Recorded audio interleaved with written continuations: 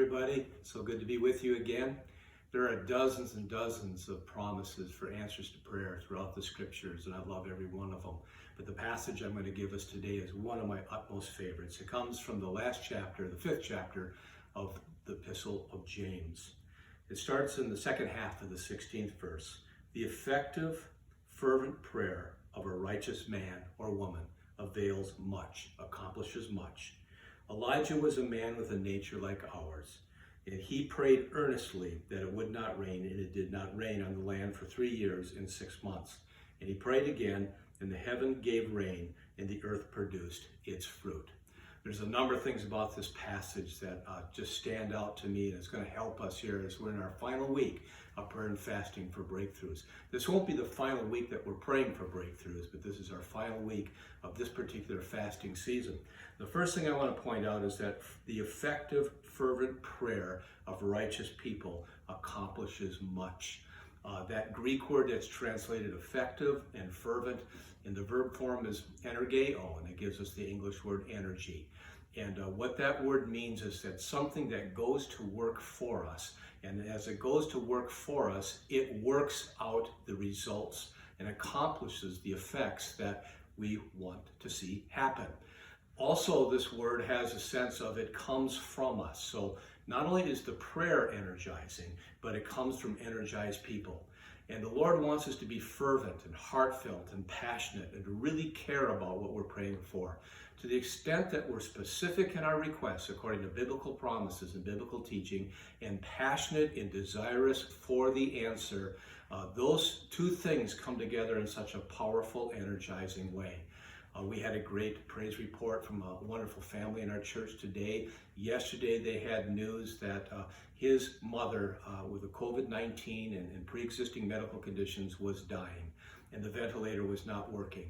That family enlisted us to pray with them. They went to prayer. I can guarantee you that they were energized to pray energizing prayers. They were fervent to pray fervent prayers. They were heartfelt prayers because they came from a deep heart concern and love for their loved one. And so today, 24 hours later, the word is that she's not dying, and she's back on the ventilator, and it is working, and her oxygen levels are coming back up. Specific, go to work for it, fervent prayers accomplish a lot. And this is the next thing that really encourages me in this passage. Elijah, whom we think of as an Old Testament hero of faith, because that's exactly who he is. I mean, we admire him for his courage. We admire him for his ability to hear God's voice. We admire him for standing up for the Lord against insurmountable odds that the enemy is throwing against him, calling down fire from heaven. There is miracle after miracle from this man's life. So Elijah, however, is mentioned by James rightly as being a man with a nature like ours. He was just as human as we are. And he prayed earnest prayers that it would not rain, and it didn't for 3.5 years. And then he prayed again that it would rain, and it did. And the earth brought forth its fruitfulness and its harvest.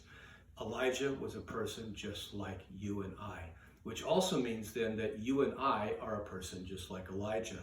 We can look and say, well, he was righteous. When you read the 17th chapter of 1 Kings, the 18th chapter of 1 Kings, it sure looks like he's righteous. It's one sign and wonder after another. Then you get to the 19th chapter and you see that he is just like you and I.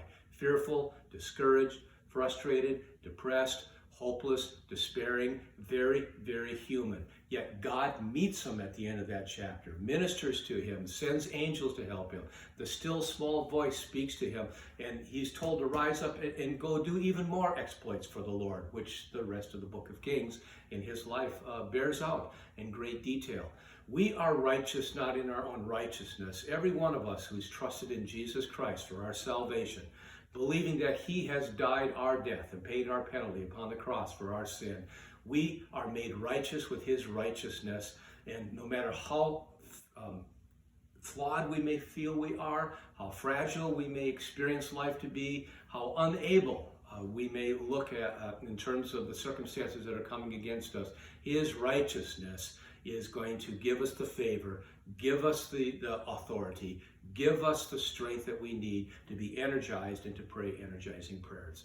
One final thing, I would commend you go to the 18th chapter of the book of 1 Kings and read that story when fire had fallen down from heaven. Elijah now knows it's time for rain to come again to the land after 3.5 years. He gets into the birthing posture of a woman in the ancient Near East. He's in a squatting position, puts his head between his legs, and he begins to pray.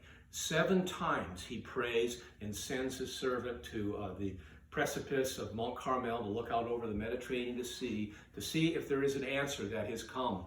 And finally, after the 7th time, there's a cloud the size of a man's hand, and Elijah gets up because he understands that God's answer doesn't have to be whole, entire, and complete. Immediately, it can actually be in a small way, and then another small way, and another small way, and another small way, and another small way, until it becomes a full-blown sky ready to pour out rain. So let's celebrate the small answers to prayer. Let's celebrate the small clouds that our prayer is giving, and take that as an encouragement to keep on going. And by the way, why the birthing posture of a woman? Because prayer is work. Prayer is labor. It requires our utmost concentration, and it can require a lot of perspiration. When a woman is wheeled into the delivery room, they don't say that she's gone into rest. They say that she's gone into labor. But that labor brings forth a joy, brings forth a life.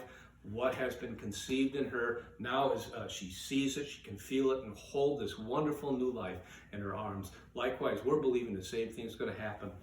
We started out this prayer and fasting season by writing a list of the impossible situations we want to see God turn around. Here's my list. This is a list of things I care about, people I care about, circumstances I care about. I believe yours is exactly the same. So we're fulfilling the first part of that. We're already energized to pray, energizing prayers. So be encouraged, and let's continue to go forward, church. Look forward to being with you tomorrow.